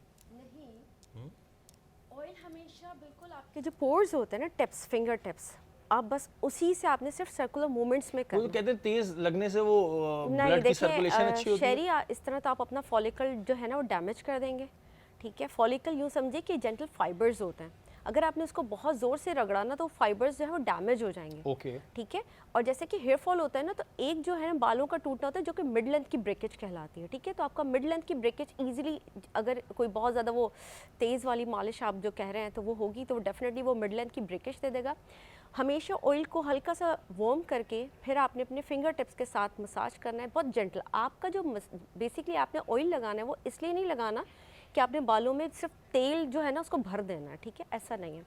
आप जो ऑयलिंग कर रहे हैं, आपके माइंड में ये चीज़ होनी चाहिए कि आप ब्लड सर्कुलेशन को बढ़ाने के लिए कर रहे हैं। ठीक है, आपके हेयर फॉलिकल को ऑक्सीजन की सप्लाई बेहतर बनाने के लिए कर रहे हैं। तो वो जब ही मुमकिन है जब आपका जो है मूवमेंट्स है वो सर्कुलर हो, जेंटल हो, ताकि आपका जो है ऑक्सीजन वो और ब्लड दोनों की सप्लाई आप बेहतर बना सकें। जब ही आपका ऑयल का मसाज या ऑयलिंग आपकी इफेक्टिव हो सकती है। अदरवाइज़ आप यूँ समझिए कि ना सिर्फ अपना बाल डैमेज कर रहे हैं, उसका क्यूटिकल डैमेज कर रहे हैं, ठीक है, उसका शाफ्ट डैमेज कर रहे हैं, और एट दी एंड होगा कि आपका बाल ना फ्रिज, और वो जो दो मुंह के जो स्प्लिट एंड्स हो जाते हैं ना, इवन बाल जो हैं वो स्प्लिट होना शुरू कर देंगे, और उसका कोई इलाज नहीं है। स्प्लिट एंड्स अगर एक दफ़ा आपके बालों में हो जाए तो उसका लास्ट हल यही कि उसको काट दिया जाए। अच्छा, ठीक मुझे है? अब समझ आया मर्दों के बाल इतने गिरते क्यों हैं। ये जो कैफे प्याला एक जगह है वहाँ पे बैठे हुए मालिशें करा रहे होते हैं जोर जोर से, धाड़ धाड़ नहीं, धाड़, कभी ये भी इस वजह से गिरते हैं नहीं, बाल। कभी भी ऐसी कोई भी मूवमेंट्स नहीं करनी चाहिए। बाल बिल्कुल, आप अगर आप देखेंगे ना कभी माइक्रोस्कोप से, तो बहुत जेंटल फाइबर, इसको जितना प्यार मोहब्बत से आप अपने स्कैल्प को और हेयर को ट्रीट करेंगे ना, वो आपको उतना ही अच्छा रिजल्ट देंगे, और इवन बालों में शाइन भी आएगी और आपके बालों का फ्रिज भी कंट्रोल होगा। अदरवाइज़ क्या होगा, आपने हेयर ऑयलिंग की, अब आपने इतनी हेयर ऑयलिंग कर ली कि अब आपने उसको शैम्पू किया, एक दफ़ा किया ऑयल नहीं निकला, 2 दफ़ा किया, समटाइम्स निकल जाता है, समटाइम नहीं निकलता, आप थर्ड टाइम रिपीट करते हैं। इतनी मल्टीपल आप जब अटेम्प्ट्स करते हैं तो होता क्या है कि इतना सल्फेट लगने के बाद हेयर डैमेज हो जाता है, ड्राई हो जाता है और डल हो जाता है। जब आप बाल वॉश करते हैं तो आप देखते हैं एकदम से बाल में फ्रिज आना शुरू हो गया, बाल फूलना शुरू हो जाता है। ठीक है, तो आप जितना उसको ऑयल को कम रखेंगे, आप बालों को बेसिकली ऑयल की ज़रूरत नहीं है, आपके स्कैल्प को ऑयल की ज़रूरत तो है। कितनी दफ़ा वैसे ऑयल लगा लेना चाहिए, मतलब कुछ आप- लोग रोज़ लगाते हैं तो आप सही है? बिफोर शावर अगर आप कर सकते हैं तो हाफ एन आवर आप अपना, वही नहीं, बात जैसे है। कुछ लोग रात को लगाते हैं फिर सुबह धो लेते हैं। हाँ, ऐसे भी कर सकते हैं, अगर आपके लिए मुमकिन हो आप रात में लगाएं, और हमेशा ऑयल जो है वो आपके फ्रेश हों। ठीक है, कभी भी ऐसा नहीं होता कि 2-4 ऑयल्स जो है वो मिला के ना रख ये दिए तो जाए। बहुत होता है, लोग बना के रखते हैं कि वो रीठा भी डाल दो तो आंवला भी डाल दो, नहीं, पता नहीं क्या क्या बेसिकली चीज़ें ऑयल होती की हैं। फॉर्मुलेशन हमेशा फ्रेश रखें। और दूसरी बात ये कि बजाय इसके कि ऑनलाइन और नीले पीले रंग बिरंगी, बहुत सारे हमारे पास क्लाइंट्स आते हैं जो इस तरह के ऑयल्स यूज़ करते हैं, बहुत ज़्यादा मल्टीपल मेटालिक कोट हो चुका होता है, जैसे कि होता है ना कि इस ऑयल से बाल घना सियाह हाँ। चमकदार हो हमें जाएगा। अच्छी तरह याद है, हमने एक प्रोग्राम किया था, एक बंदा था वो कह रहा था कि मैं 2 महीने में शर्तिया बाल, जब हमने आपके बाल उग जाएंगे, जब हमने उसकी क्लिनिक पे छापा मारा तो वो खुद गंजा था, सीरियसली खुद वो गंजा था, और वो 2 महीने में शर्तिया इलाज कर रहा था, बेवकूफ़ बना रहा था लोगों को। एग्जैक्टली देखिए, जो ऑनलाइन आपके जो दावे करते कि लंबे घने घने सियाह चमकदार चमकदार सियाह बाल बाल, हाँ। 15 दिन में, तो डेफिनेटली वो चीप मेटालिक डाई होगा जिससे आपके बाल जो है सुपरफिशियल आपकी जो लेयर्स है वो कोट कर देगा, और आपका बाल जो है वो बैरूनी तौर पे आपको लगेगा जी बाल जो है काला हो चुका है, सियाह हो चुका है, अंदर से वो आपका बाल जो है वो डैमेज हो रहा होगा। तो हमेशा बेस ऑयल, करियर्स ऑयल वो फ्रेशली मिक्स करें, उसको हल्का सा टेम्परेचर पे मिक्स करके उसको फ्रेशली यूज़ किया जाए। अच्छा, ये जो रेमेडीज हो रही होती हैं कि प्याज का पानी लगाओ और अंडा लगाओ बालों में, तो हाँ। ये सही होती हैं वैसे? देखिए, प्याज का पानी और ये इस अब तरह की जैसे रेमेडीज अभी हम सुनते हैं। डॉक्टर साहब भी बता रहे थे, आप भी बता रहे थे कि सोडा, जो मीठा सोडा आप हाँ। दांतों पे लगाने की बात करें, अक्सर मैंने देखा है कि स्किन पे लगाने की बातें हो रही होती हैं। ठीक है, कि स्किन पे सोडा लगा दिया, बैठे बैठे टिप्स दी जा रही होती। तो फॉर गॉड सेक ये जो घर में बैठ के जो टिप्स एंड ट्रिक्स होती हैं, डेफिनेटली आप अपने स्किन थेरेपिस्ट से आप उससे गाइडलाइन लें। लेकिन हमारे यहाँ ऐसे बहुत से लोग आते हैं जो शोज़ में आके ये बात बोल रहे होते हैं कि जी प्याज का पानी लगा लो, ये लगा लो, तो देखिए, लगा रही होती हैं औरतें। प्याज का पानी भी एक हद तक अच्छी चीज़ है, मगर उसको किस हद तक लगाना है और किस प्रोपोर्शंस पे लगाना है, किस तरह यूज़ करना है, ये भी एक टेक्निकल सवाल होता है। ठीक है, अब आपने बैठ के चैनल पे, देखिए चैनल्स जो है ना, मीडिया ये इतना स्ट्रॉन्ग प्लेटफॉर्म है कि मैं भी कोई टिप दूं और मुझे यकीन है कि आगे 10-15 लोग लाजमी इसको फॉलो करेंगे। बिल्कुल। तो हमेशा आप रिस्पॉन्सिबल रहें कि आप अपनी ऑडियंस को क्या चीज़ बयान कर रहे हैं, वो उसको फॉलो करेगी तो उसके नताइज क्या होंगे। ठीक है, तो ऑथेंटिक चीज़ें दे, क्योंकि लोगों का नहीं पता, इवन आपको हर किसी की कंडीशन का नहीं पता, हर किसी की कंडीशन अलग है, स्किन टाइप अलग है, कंडीशन अलग है। आप होता क्या, एक टिप बताई, चाहे उसकी कोई भी कंडीशन हो, उसने इसको फॉलो करना शुरू कर दिया, फिर होगा क्या, फिर मज़ीद डैमेजेस आएंगे, फिर वो एट दी एंड आएगा वो अपने थेरेपिस्ट के पास। तो वही बात है जहाँ से हमने कॉन्वर्सेशन अपनी स्टार्ट की थी कि हम चीज़ों को इतना बिगाड़ चुके होते हैं, लैक ऑफ अवेयरनेस, प्रॉपर एक नॉलेज नहीं होती। आपने कहीं से कोई आधी अधूरी बात सुनी, कहीं से यूट्यूब से कोई टिप्स देख ली, घर में फ़ौरन बनाना शुरू किया, अप्लाई करना शुरू किया। मेरे पास ऐसे मल्टीपल क्लाइंट्स आए हैं जिन्होंने एक ऐड देखी और वो शैम्पू यूज़ करना शुरू किया, और वो कलरिंग का शैम्पू था कि आप विद इन 5 मिनट्स बाल आपके कोटेड एंड कलर हो जाता है, और उसके बाद वो कह रहे हैं कि वो क्या, और उसको फिक्स करना, यकीन करें उस शैम्पू की कॉस्ट से कई ज़्यादा था। और कॉस्ट के अलावा भी Definitely. ये भाई बड़ी प्रॉब्लम्स होती हैं। हम इस तरह की रेमेडीज़ देख रहे होते हैं जो सोशल मीडिया पे भी आ रही होती हैं, कुछ जगहों पे लोग बैठ के किसी प्लेटफॉर्म पे भी बोल देते हैं। ये हर किसी के लिए नहीं होती है, किसी की बॉडी टाइप अलग होती है, किसी की बॉडी टाइप अलग होती है। तो ये चीज़ें जो हैं ये किसी कंसर्न बंदे से पूछ कर आप इस्तेमाल करें। ये जो लोग करना शुरू कर देते हैं जी कोयला मल लो या मंजन मल लो या फिर फलानी चीज़ बालों में लगा दो, ये वाला तेल लगाओगे तो बाल बड़े हो जाएंगे, ये बेवकूफ़ बनाने की ट्रिक्स हैं और ये आपको नुकसान देते हैं। और मारवी ने जो कलेजी बनाई थी बहुत ही ज़बरदस्त कलेजी थी, और मारवी आपको 10 आउट ऑफ 10 हम देते हैं इसमें। वैसे तो आप रोज़ अच्छा खाना बना रही हैं, लेकिन आज क्योंकि मेरी फेवरेट थी इस वजह से मैंने 10 आउट ऑफ 10 दिए हैं। हुसैन भाई आपको कैसी लगी इन्होंने जो कलेजी बनाई? बेहतरीन बनी। और मैं भी कहता हूँ कि मसाला पता नहीं किस तरीके से मेंटेन करती हो तुम, पता नहीं लगता कि ज़्यादा बैलेंस है, बिल्कुल बिल्कुल बैलेंस के साथ। बिल्कुल अल्लाह ताला नजर बस से बताए बस। आमीन आमीन आमीन। आप बताएं डॉक्टर साहब। माशाल्लाह बहुत ज़बरदस्त, और ऐसी बनाई कि और खाता जाए। नहीं आप ले भी जाइएगा, ये फिर अफ्तार में भी खा लीजिएगा। डॉक्टर साहब वैसे कलेजी शौक से खाते हैं आप? बिल्कुल खाते हैं। है ना, ये वैसे हमें बकरीद पे ही वो कहते हैं ना सुबह सुबह जो बनने का मज़ा होता है बिल्कुल। वो, लेकिन आज हमें और मिला ये मज़ा। आप बताएं मरियम कैसी लगी आपको? ज़बरदस्त। मैं तो इनसे यही पूछ रही थी कि क्या रेसिपी क्या थी, और बहुत अच्छे परफेक्ट स्पाइसेस ब्लेंड्स, बहुत ज़बरदस्त माशाल्लाह। आज आप बता दें मालवी क्या थी ऐसी आपके जो क्या मसाले मैंने ये आपको बढ़ते अभी क्यों भी- नहीं है? नहीं हाँ। मसाले बढ़ते क्यों हैं नहीं? क्योंकि बस हर चीज़ वही मैंने आपको बताया मॉडरेशन में होनी चाहिए तो मज़े की रेसिपी बनती है। कुछ ऊपर नीचे नहीं आप ट्राई करती हैं कि ज़्यादा नहीं, डाल कुछ दो ऊपर कोई बात नहीं, नहीं? जो रेसिपी में जो इंग्रेडिएंट्स होते हैं वही। अच्छा जैसे कभी मेहमान आए तो ज़्यादा मिर्चों वाला खाना भी लोग बना देते हैं ना, इस चक्कर में कम खाएंगे। वो डिपेंड करता है, पाकिस्तानी थोड़ा ओवर स्पाइसी बनता है, और अगर आप कॉन्टिनेंटल या पास्ता वगैरह बना रहे हैं तो उसमें तो स्पाइस लेवल वही रहता है, क्रीमी टेक्सचर और ये सब। नहीं कुछ लोग इस वजह से भी बनाते हैं ताकि लोग कम खाएं, इतना मिर्चों वाला हो। नहीं, मैं बिल्कुल मैं नहीं बनाती ऐसे कि कम खाएं। बिल्कुल। कोई ऐसे मेहमान आए नहीं जिनको इतनी मिर्ची खिलाऊं। तो यानी कि आने का चांस है ऐसे मेहमानों को, ऐसे मेहमानों को आने का चांस है। अच्छा कुछ अभी रेमेडीज़ की बात हो रही थी, तो आपने क्या क्या ट्राई किया है वो तो बता दें। बालों में बालों में आप बताइए मैंने बालों में मैंने क्या क्या ट्राई किया है, दही अंडा ट्राई किया है, ऑयलिंग ट्राई किया है, ये सारी ये दही अंडा सही होता है? हाँ, अच्छी चीज़ है। दही अंडा दोनों देखिए प्रोटीन है और सारी चीज़ें बहुत अच्छी उसमें है। और लेकिन उसके बाद जो फिर अंडे की स्मेल रहती है काफ़ी देर, उसका क्या करें? बहुत गंदी। देखिए वही बात है ना, आप शैम्पू घर में इतना भी एग्रेसिव ना करें कि इतनी मल्टीपल अटेम्प्ट्स करें कि आपके जो अब देखें वो हेयर जो है ना, फिर आप खुद देखें फ्रिज आना शुरू हो जाता है, स्प्लिट एंड्स आना शुरू हो जाता है। मैंने मारवी से कहा वो हेयर कट लेंगी मुझे पास। बिल्कुल जी, मारवी लेंगी, और ये तो बिल्कुल डिस्काउंट क्या बल्कि फ्री में दे दीगा, क्या हुआ? चले ईद का गिफ्ट समझ के मैं चले इन्होंने ऑन ईयर बोल दिया, और बस अब ये हम ये रिकॉर्ड रख लेंगे।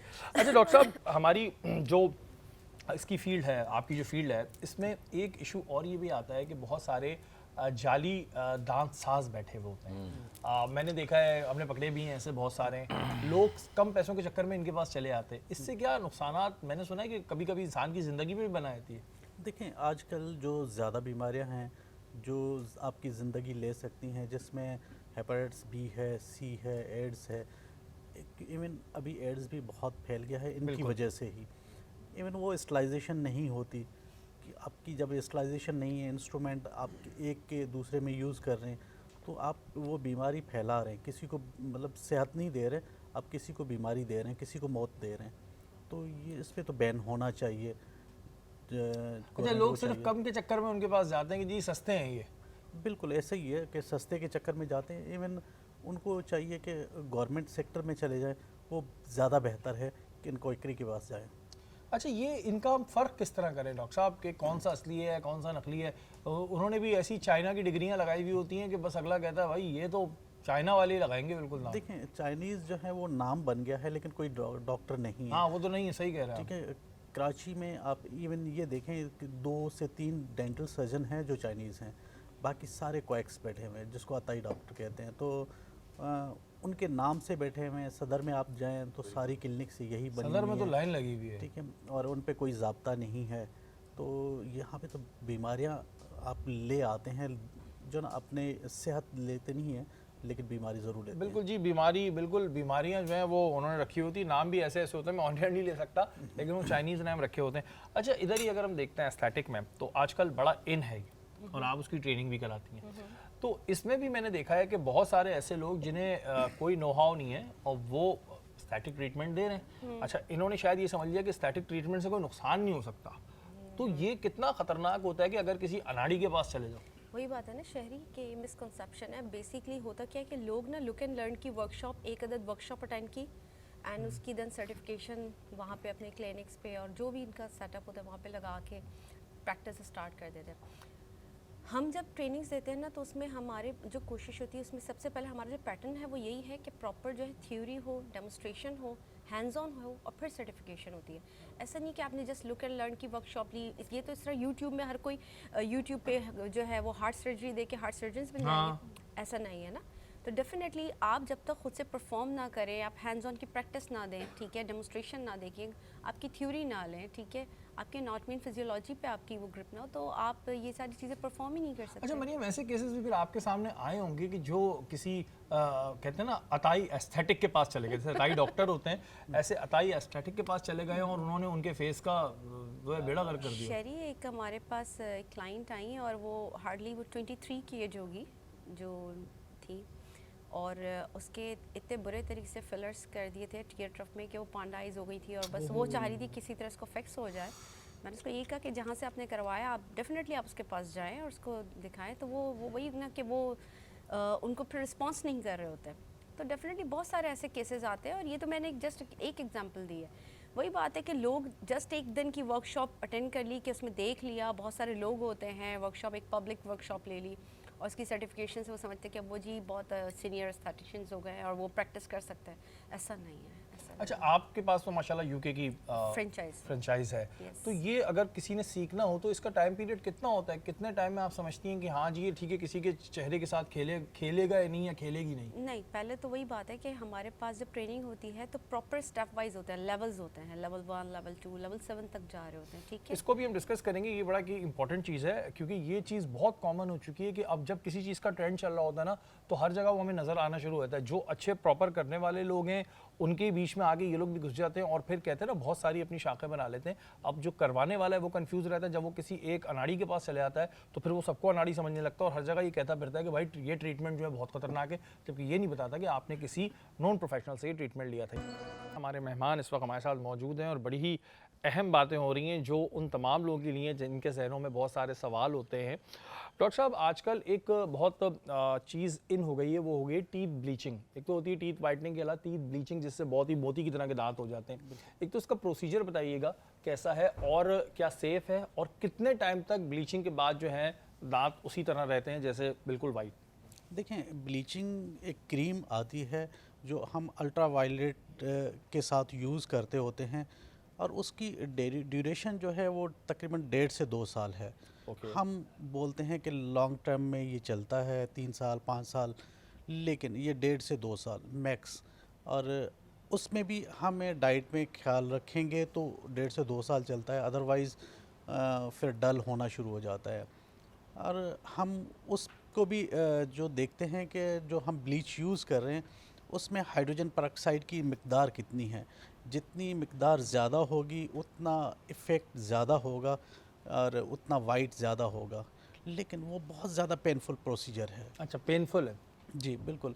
इवन हम उनको पहले ही पेन किलर दे देते हैं, आधा 1 घंटा पहले, कभी जो है ना 2 पेन किलर दे के उसके बाद ट्रीटमेंट स्टार्ट करते हैं। सपोज़ करें कि हम उसके 2 से 3 सेशन करते हैं 20 मिनट के, और उसमें काफ़ी दफ़ा ये भी हुआ है कि पेशेंट जो है वो कह देता है कि नहीं बस अब हम इससे बर्दाश्त ज़्यादा नहीं कर पा बर्दाश्त रहे। नहीं कर सकते, फिर हमें मजबूरन सुन करके उसको करना पड़ता है।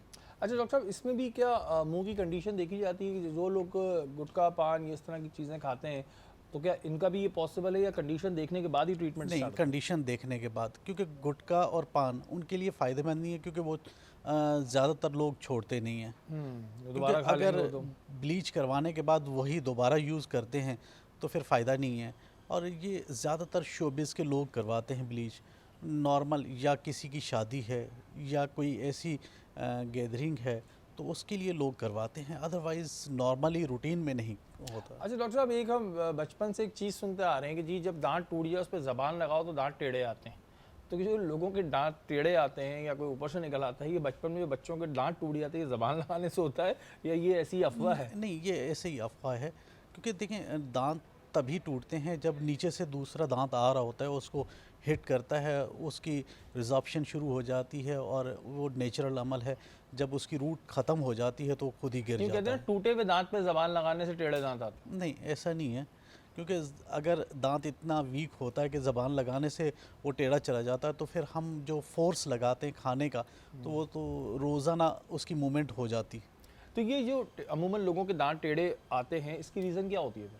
देखें, रीज़न 2-3 वजूहात हैं। एक तो हम जो देखते नहीं होते, बच्चों का दांत एक हिल रहा है और हम उसको यूज़ नहीं करवाते, कोई हार्ड चीज़ यूज़ करवाएं कि वो गिर जाए, या फिर उसको डॉक्टर के पास लेके जाएं कि दांत हिल रहा है, नीचे से दूसरा दांत आ रहा है, हम उसको छोड़ देते हैं, तो फिर वो जो दूसरा परमानेंट दांत आ रहा होता है वो अपनी जगह से हट के या तो अंदर वाली साइड पे चला जाता है या बाहर, या फिर जगह नहीं होती, जो ना जबड़े में इतनी जगह नहीं होती जितना दांत की साइज़ आ रही होती है, तो उसकी वजह से भी दांत आगे पीछे चले जाते हैं। और इसका ट्रीटमेंट लोगों के सही हो जाता है? मैंने देखा टेढ़े बिल्कुल। दांत सही हो जाते हैं। ब्रेसेस लगते हैं तो सीधे हो और जाते हैं। ब्रेसेस का अमल कितने दिन रहता है? देखें, ब्रेसेस का अमल डिपेंड करता है 2 साल से लेकर 4 से 5 साल, उसके बाद फिर सही हो जाता है? बिल्कुल ठीक हो जाता सही है। हो जाते हैं जी। ये जो बचपन से जितने भी ताने पड़ते आ रहे हैं ना उन बच्चों को, जिन बेचारों के दांत टेढ़े हो गए, तुम तो ज़बान लगाते थे, ऐसा कुछ नहीं होता। और ये हर घर में ये बात होती थी जी दांत टूटी है उस पर ज़बान नहीं लगाना क्योंकि दांत टेढ़े निकल आते हैं। अभी उस वक्त किसी ने किसी को ऐसी बोल दिया होगा, तो ये एक मिथ बनी आ रही है, ये कोई ऐसा सीन है नहीं। अच्छा मरियम, उस वक्त बात हो रही थी, आपने कहा था कि हमारे स्टेजेस होते हैं जब हम किसी को ट्रेन करते हैं, जैसे स्टेजेस का टाइम ड्यूरेशन कितना होता है? मैंने इसलिए पूछा कि ये जो स्टेजेस हैं, आपने कहा 1 2 3 4 5 6 7, तो इसमें कितना टाइम लगता है कि कोई अगर एस्थेटिक का काम करना चाह रहा है तो इतने टाइम तक तो उसने सीखना ही है किसी के अंडर सुपरविजन? देखिए, अगर प्रॉपर डिप्लोमा की बात करते हैं तो 4 मंथ्स का भी है, 6 मंथ्स का भी है, 1 वीक की मास्टर ट्रेनिंग्स भी है। मास्टर ट्रेनिंग्स उनके लिए जो ऑलरेडी एक फील्ड में है या प्रैक्टिस करते आ रहे हैं, तो उनके लिए एडवांस लेवल के कोर्सेज होते हैं, ठीक है, जो कि इस फील्ड में आना चाह रहे हैं, क्योंकि बेसिकली हमारी एक जितनी भी ट्रेनिंग्स है उसका एक स्टैंडर्ड है, ठीक है, क्योंकि हमारे पास जो है वो यूके बेस्ड फ्रेंचाइज है, जैसा कि आपको मैंने पहले ही बताया। तो ट्रेनिंग्स जितनी भी ट्रेनिंग्स कंडक्ट की जाती है तो उसके प्रॉपर स्टैंडर्ड के साथ दी जाती है। एक लेवल कंप्लीट होगा, फिर एक सेकंड लेवल पे आप आएंगे, तो इस तरह हमारे पास पूरे 7 लेवल्स होते हैं। 7 लेवल्स कंप्लीट करने के बाद फिर वो कहीं जाकर ये अपना जी, काम जो है अगर वो कर इंजेक्टेबल्स सकता पे है, करना क्योंकि ये चीज़ बड़ी इंपॉर्टेंट होती है कि आपने पहले से कितना सीखा हुआ है। अच्छा, जैसे अभी हम देखते हैं कि आखिरी के दिन आएंगे तो आपके पास तो पानी पीने का टाइम नहीं होगा, अब उस वक्त लोग आ रहे होते हैं। अच्छा, ये वैसे अगर कोई अपना ईद की तैयारियां करना शुरू चाह रहा है कि ईद की तैयारियां, कितने टाइम पहले से उसको जो ब्यूटिशियन है उसके पास चले जाना चाहिए ताकि ईद वाले दिन प्रॉपर लगे? क्योंकि अक्सर लड़कों के साथ तो ये होता है कि चांद रात को बाल कटवाते हैं ना, तो ईद वाले दिन अजीब ही चेहरा आ रहा होता है, फिर वो तकरीबन 3-4 दिन लगते हैं बाल को फेस पे सेट होने में। देखिए, जिस तरह आपने बाल की बात की, हेयर और स्किन, अब होता ये कि ख़वातीन भी ईद से 1-2 दिन पहले कहती हैं कि जी फेशियल हो जाए या हेयर हो जाए, और वो ईद वाले दिन चमकना शुरू हो जाए। तो देखिए, जितना आपने उसके लिए जल्दी मचाई है ना, उसके जो लास्टिंग इफेक्ट्स भी है ना, वो भी 1 हफ्ता या 2 दिन ही रहेंगे। तो मैं हमेशा अपने क्लाइंट्स को सजेस्ट करती हूँ, प्रॉपर कंसल्टेशन देती हूँ और सजेस्ट करती हूँ कि आप अपनी स्किन या हेयर पे पहले से काम करना शुरू करें। ना सिर्फ आपका थेरेपिस्ट आपको अपने गोल्स अचीव करने में हेल्प करेगा, बल्कि 50% अगर आपका थेरेपिस्ट काम करता है तो 50% आपकी होम केयर रूटीन काम करती है, ठीक है। तो उसको पहले से स्टार्ट करें। ऐसा नहीं कि आपने जो स्किन और हेयर को निगलेक्ट किया हुआ है और आप 2 दिन पहले कहें कि जी मैं सैलून भी चला जाऊं तो मैं सारी चीज़ें फेशियल ले लूं। ठीक है, वो एक टेम्प्रेरी तौर पे आप एक कोई ग्लो दे देंगे और आपको चीज़ें, मगर अगर आप कहते हैं कि आपकी स्किन, जो कि आजकल ट्रेडिशन है, जो आप आजकल आपने काफ़ी सुना होगा ट्रेंड में, ग्लास स्किन ग्लो, अगर आपने उसको अचीव करना है तो आपने अपनी स्किन पे अपने थेरेपिस्ट के साथ मिल के पहले से काम करना है, अपनी स्किन को प्रेप करना है, चाहे वो हेयर हो या स्किन हो। अगर आप चाहते हैं कि आपका बाल अच्छा, हेयर शाइनी हो, मजबूत हो, हेल्दी हो, आप अपने जो है हेयर स्टाइलिस्ट के पास जाके आप उसकी हेल्प ले सकते हैं। स्किन के लिए स्किन थेरेपिस्ट के पास है, वो आपकी प्रॉपर रूटीन सेट करेगा। इवन देखिए शरी, हम यहाँ पे फर्स्ट ऑफ ऑल अपने सबसे पहले तो रूटीन सेट करते हैं अपने क्लाइंट की, कि वो देखिए वही बात जो हम पहले डिस्कस कर रहे थे, हर किसी की स्किन जो है टाइप कंडीशन डिफरेंट है। हम उसके according to skin type and condition को face wash, toner, moisturiser, sun block, even सारे सिरम्स भी देखिए बहुत सारे मार्केट में। अगर आप एक नॉर्मल क्लाइंट है उसको नहीं पता, वो मार्केट में जाते हैं, शेल्फ पे बहुत रंग बिरंगी सिरम्स नज़र आता है, तो उसका थेरेपिस्ट उसको हेल्प कर सकता है कि आपकी स्किन किस तरह की, किस टाइप की है और क्या कंडीशन है, आपने कौन सा सीरम यूज़ करना है, आपको हाइलुरोनिक एसिड की ज़रूरत है या आपको नाइसिनामाइड की है या रेटिनॉल की है या विटामिन सी की है। थेरेपिस्ट ही बताता है, एक आम आदमी बता भी नहीं सकता। नहीं बता सकता, तो उसके लिए आप डेफिनेटली, ऐसा नहीं है कि ईद से 2 दिन पहले होने वाली चीज़ें नहीं अच्छा, है। ये तो फिर ब्यूटिशियन के बारे में भी एक मिथ है ना कि जी एक दिन पहले कराओ अगले दिन चेहरा चमक रहा होगा, ये मिथ्स हैं। जैसे दांत वाली मैंने की तो ये मिथ है ये कि देखें भाई अभी- एक दिन पहले कराओ सुबह ऐसा फ्रेश चेहरा निकलेगा। वही बात है आपके वाली, जो अभी पॉलिशिंग की और वाइटनिंग की बात कर रहे थे, तो फिर देखिए वो जो 2 दिन पहले होती है वो सिर्फ पॉलिशिंग एंड वाइटनिंग की, यूँ समझे कि हम भी किस्म की पॉलिशिंग फिर हो रही होती है, जो कि आपको वेरी नेक्स्ट डे आपको ग्लो देती है। लेकिन आप कहते हैं कि मुझे जी अपनी स्किन को परमानेंट ट्रीटमेंट की और मेरी स्किन जो है वो ग्लास स्किन की तरह ग्लो करे, मुझे फाउंडेशन एंड मेकअप की ज़रूरत है, तो उसके लिए आपको थोड़ा टाइम और हर चीज़ आपको इन्वेस्ट करनी पड़ेगी अपनी स्किन के ऊपर या चाहे अपने हेयर के ऊपर, डेफिनेटली। अच्छा, ये वैसे स्किन के जो अभी ट्रीटमेंट्स आ गए हैं एस्थेटिक में, ये काफ़ी महंगे हैं या सही है, करवा सकते हैं? डिपेंड करता है शरीर, हर तरह की रेंज पे है, और आप यूँ समझिए कि केमिकल पील्स, और मेरा नहीं ख्याल कि वो इतना कोई कॉस्टली जो है ट्रीटमेंट्स है। इवन केमिकल पील्स हो गई, माइक्रो नीडलिंग हो गई, मीज़ोथेरेपी हो गई, अब तो पीआरपी के साथ मीज़ोथेरेपी हो रही है, अब एक्सोसोम्स जो कि इस वक्त लेटेस्ट ट्रेंड है, ठीक है, चाहे वो हेयर हो चाहे स्किन हो, मेल हो फीमेल हो, एक्सोसोम्स के ट्रीटमेंट्स ऐसे कि वंस इन ईयर भी इनफ होता है, ठीक है।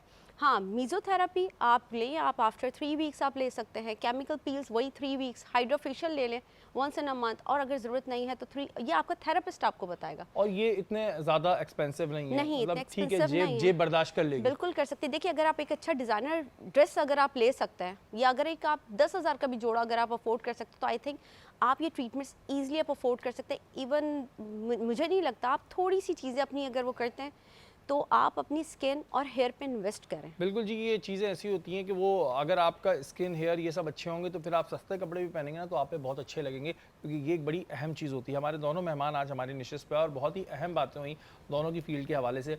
आप दोनों मेहमानों का बहुत शुक्रिया, Thank आप you. हमारी निशिस्त पे और अपनी फील्ड में इस तरह अच्छा काम करते रहे। यही चीज़ों का ख्याल रखना चाहिए कि जी दांतों की जो चीज़ होती है बहुत इंपॉर्टेंट होती है। इतना लेट ना करें कि इतना लेट करके डॉक्टर के पास पहुँचे और फिर बोले जी खर्चा बहुत बन रहा है। वहीं बात अगर हम स्किन, हेयर और दूसरी चीज़ों की करते हैं तो इसके लिए प्रॉपर टाइम देना पड़ता है, और ये चीज़ कुछ नहीं होती कि आज कराऊँ और कल चमक जाऊँ, फिर परसों फिर वही चेहरा हो जाएगा। तो इसके लिए प्रॉपर टाइम दें, डाइट अच्छी करें, रूटीन अच्छी करें, तो इंशाल्लाह ताला ये तमाम चीज़ें अच्छी होंगी। हमारा आज का मौजू है शुक्र और फजीलत, शुक्र और सब्र की फजीलत। मोहसिन भाई, अभी हम बात कर रहे थे सब्र की, तो अगर हम बात करते हैं सब्र की, तो अभी आपने जैसे कि बयान किया था कि अल्लाह ताला ने कहा है मैं सब्र करने वालों के साथ हूँ।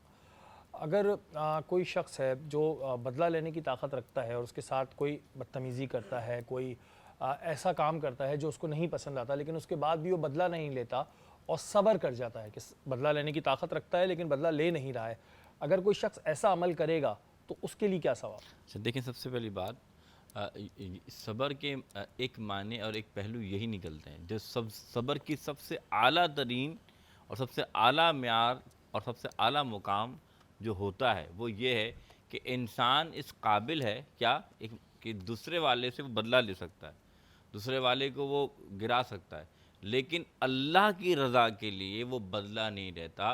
तो वो वही बंदा है जिससे अल्लाह ताला ने साबिर कहा है, यानी कि एक लक़ब जिसे कहते हैं कि सब्र वाला। तो वो उस मकाम पर जाकर मिलता है कि बंदे में ताकत भी हो, कुव्वत भी हो। जैसे आम तौर पे आप और हम हर लिहाज से कोई ना कोई सब्र किसी मामले कर रहे होते हैं, लेकिन कुछ ऐसा होता है कि कभी हम में ताकत नहीं होती, मजबूरी होती है कि भाई सब्र कर लिया जाए, कि उसके सामने कुछ नहीं कर सकते, कि वो इतना ताकतवर है। लेकिन एक शख्स इतनी अहलियत का भी है कि बदला भी ले सकता है, ताकत भी कर सकता है, तो उसके लिए हुक्म यही है कि जब इस तरह का सब्र करता है तो ये सब्र के आला मुकाम को पा लेता है। अच्छा मोहसिन भाई, सब्र और जुल्म सहने में फिर क्या फ़र्क है? क्योंकि अक्सर लोग सब्र कर रहे होते हैं, हम देखते हैं कई जगहों पे कोई किसी के साथ बहुत नाजायज़ कर रहा है लेकिन वो सब्र कर रहा होता है, और दूसरा जो है वो जुल्म कर रहा है। वहाँ हमने ये भी सुना है कि जुल्म होते हुए देखो तो हाथ से रोको, ज़बान से रोको, नहीं तो दिल में बुरा मानो। ऐसी सिचुएशन में क्या करें? सब्र से फिर हम समझ लें, सब्र से मुराद क्या होती है, जो लफ्ज़ी तर्जुमा आपने बयान किया, रुक जाना, ठहर जाना, डटे रहना, ये मायने होते हैं सब्र के। अब इसकी फिर पहलू पे जाइएगा कि अगर आप जालिम के सामने, कि अगर वो आपके साथ जुल्म कर रहा है और खामाखली आप सहे जा रहे हैं, तो ये सब्र नहीं है, ये तो फिर आप समझ लीजिए कि आपके ऊपर वो जो मुसल्लत हो चुका है। सब्र इस चीज़ का नाम है कि आप, वही बात जो आपने की, आपके पास ताकत भी है, कुव्वत भी है, और अगर ताकत नहीं भी है लेकिन फिर वही बात आ गई, 3 कैटेगरी भी आपके सामने रखी गई है। तो आप ये ना समझें कि बस मैं जुल्म का सह रहा हूँ तो मैं सब्र कर रहा हूँ और मुझे अल्लाह इसका अजर देगा। नहीं मेरे भाई, एक बात याद रखिएगा, अल्लाह ताला उस मुसलमान को पसंद करता है जो कि मेहनती, अलकासिब हबीबुल्लाह, जो अल्लाह का हबीब वो है जो मेहनत करने वाला हो। अब इंसान ये सोचे कि यार ये मुझ पर जुल्म इसलिए कर रहा है कि ज़ाहिर सी बात है कि मैं इसका मोहताज हूँ। नहीं, आप अल्लाह के मोहताज हैं, आपको सब्र और शुक्र अल्लाह ने तलकीन दी है। लेकिन आप बिला वजह का जुल्म सह रहे हैं तो ये आप सब्र नहीं कर रहे बल्कि दूसरे को मौका दे रहे हैं अपने ऊपर मुसल्लत होने अच्छा मोहसिन भाई, कई जगहों पर ऐसा होता है कि कोई किसी को टोन कर रहा होता है, ताने जिसे हम उर्फ़े आम में कहते हैं, ताने दे रहे होते हैं, वो सुनते रहते हैं। अगर कोई हद से तजावज़ कर जाए, ऐसी सूरत में क्या करना चाहिए? देखें, ये नहीं, इस्लाम ने कभी ये नहीं फरमाया कि आप इतना सब्र के, इतना सब्र के, इसे गैरत का तकादा कहते हैं। और इस्लाम ने इस बात को बिल्कुल फरमाया कि यहाँ तक भी हुक्म है कि अगर तुम्हारे घर में कोई नज़र डाले तो उसकी आंखों को फोड़ दो। अब ये बात आप ज़रा गौर करें कि आंख फोड़ने का हुक्म दे दिया, क्यों? क्योंकि उसने तुम्हारी गैरत और इज़्ज़त को ललकारा है, और एक मोमिन की इज़्ज़त और वक़ार बहुत अल्लाह को पसंद है, जो अल्लाह ने उसे अता फरमाई है। तो जब आपकी इज़्ज़त और वक़ार की बात आए तो मैं ये कहता हूँ कि आप उसे रोकें, उसे समझाएं, और फिर नहीं आता तो फिर आपको होता है कि जब वो आपके साथ ज़्यादती कर रहा है तो ऐसे शख्स को किसी तरह फिर रोका जाएगा। लेकिन ये नहीं होगा कि वो टून करता जा रहा है, लेकिन कोशिश पहले ये की जाए कि एहसन अंदाज में अखलाकी तौर पर मामले को समझाया जाए, ना कि इस दुश्मनी को बढ़ाया जाए। कि मुसलमान का काम नहीं है फिर मैं कहूँ कि 3 दिन से ज़्यादा किसी दूसरे मुसलमान से वो बात ना करे, बात नहीं सी। अच्छा मोहसिन भाई, नाशुक्री की अगर हम बात करते हैं तो ये चीज़ तो बड़ी कॉमन हो चुकी है कि हम दूसरे की चीज़ें देख के बड़ा इंप्रेस हो रहे होते हैं, हम अपने से नीचे को नहीं, हमेशा ऊपर वाले को देखते हैं। ठीक है, तरक्की करने की चाह बिल्कुल होनी चाहिए, इसमें कोई मजायका नहीं है, लेकिन हमारे अंदर एक नाशुक्री का एलिमेंट उस चक्कर में आ जाता है कि हम ज़रा सी बात पर नाशुक्री करने लगते हैं कि यार हमारे पास तो ये नहीं, अल्लाह ने हमें नहीं दिया, यार इसको दे दिया, इसके मज़े हैं। हमारा एक्चुअल वर्ड ये होता है, मज़े हैं। नाशुक्री जो इस तरह की कर रहे होते हैं तो मैंने सुना है कि जो दी हुई चीज़ें होती हैं वो भी छिन जाती हैं। अच्छा, बिल्कुल सही है, हदीस है रसूलुल्लाह की। आप मिसाल के तौर पे जब आपके पास जो नेमतें हैं, जब आप उसकी कदर नहीं करेंगे तो अल्लाह वो वापस आपसे लौटा लेता है। लेकिन आप सुने कि अल्लाह ने कुरान में क्या फरमाया है? अल्लाह ने फरमाया ला इन शकरतुम ला अज़ीदन्नकुम, जब तुम शुक्र करना शुरू करते हो जो तुम्हारे पास नहीं है, अल्लाह ताला उसमें मज़ीद असावा फरमा देता है। अब इसकी हदीस आप सुन लीजिए, हुज़ूर सल्लल्लाहु अलैहि वसल्लम फरमाते हैं, एक शख्स ने माल से, अपने माल से कपड़ा ख़रीदा, यानी जो आपने लिबास पहना हुआ है, अभी वो लिबास पहनता है और पहन कर कहता है अल्हम्दुलिल्लाहि रब्बिल आलमीन, वो लिबास घुटने तक नहीं आता, जो उसके पिछले गुनाह अल्लाह माफ़ फरमा देता है। अब ज़रा गौर कीजिए कि आप अल्लाह की सिर्फ तारीफ़ और हम्द सना करते हैं इसलिए कि शुक्र वजह लाते हैं, या अल्लाह तूने मुझे नया कपड़ा पहनने की तौफ़ीक़ अता फरमाई। तो हमें तो हर हाल में अल्लाह का शुक्र अदा करना चाहिए ताकि आप कामयाब व कामयाब हो सकें। अच्छा मोहसिन भाई, एक चीज़ और ये कॉमन है हमारे माशरे के अंदर कि हम जब दूसरे की चीज़ों को देखते हैं तो चलें ठीक है, हम ये कभी नहीं देखा हमने कि अल्लाह ताला ने हमें दुनिया में इतनी नेमतें दी हुई हैं, हमारा बोलना, हमारा चलना, हमारा देखना, हम जैसे इन चीज़ों का शुक्र तो कभी करते ही नहीं है नॉर्मली लोग। तो जो ऐसे लोग हैं जो इन चीज़ों का शुक्र नहीं कर रहे हैं, उनके साथ फिर आखिरत में क्या? देखिए बात, देखिए अल्लाह के रसूल सल्लल्लाहु अलैहि वसल्लम फरमाते, ये हदीस है, रोज़े महशर अल्लाह 2 तरह से लोगों के सवाल करेगा। पहला सवाल किन लोगों से? उन लोगों से। अल्लाह फरमाएगा मैंने तुम्हें सवारी के लिए घोड़े दिए, मैंने तुम्हें सवारी के लिए ऊँट दिए, मैंने तुम्हें माल दिया अच्छा पहनने के लिए, मैंने खाने के लिए ग़िज़ाएँ दी, तुमने क्या किया? तो वो खामोश जाएंगे कि क्या तुमने रब का शुक्र अदा ना किया। ज़रा गौर कीजिएगा, अल्लाह ताला ख़ुद उन बंदों से शिकवा करेगा कि मैंने तुम्हें जो दिया। अब इसमें दो बातें, एक तो ये कि मालदार से भी शिकवा होगा कि उसको जो दिया उसके मनसब के मुताबिक उसने कमा नहीं किया, एक उनसे भी शिकवा होगा। देखें, हाकिम होना या मालदार होना सिर्फ माल की अलामत नहीं होता है, बल्कि सेहतमंदी भी अलामत है बहुत बड़ी आपकी। अलामत है। अगर मिसाल के तौर पे अभी दांत की बात, एक दांत में दर्द शुरू हो जाए ना, पूरा जिस्म अच्छा हो, इंसान तड़प जाता है, बोलता है सारे पैसे ले लो, ये दांत का दर्द सही कर दो। बिल्कुल। तो बात ये है कि जितना आप अल्लाह का शुक्र अदा करेंगे उतना कामयाबी, क्योंकि हुजूर सल्लल्लाहु अलैहि वसल्लम ने फरमाया ईमान के दो हिस्से हैं, निस्फ हिस्सा सब्र है और निस्फ हिस्सा शुक्र है। यानी कि आप अगर सब्र भी कर रहे हैं और फिर अल्लाह का शुक्र अदा कर रहे हैं, तो अल्लाह, जैसे आपने फरमाया कि अल्लाह ताला क्या करता है कि दुनिया में आपके इस सब्र के और शुक्र के बदले में आखिरत में आपको क्या अता फरमा रहा है कि अल्लाह ताला उस बंदे से राज़ी हो जाता है। क्यों? क्योंकि याद रखिएगा, अल्लाह ने बड़े प्यारे अंदाज में फरमा दिया, फ़स्कुरूनी अश्कुरुकुम वश्कुरूनी वला तकफुरून।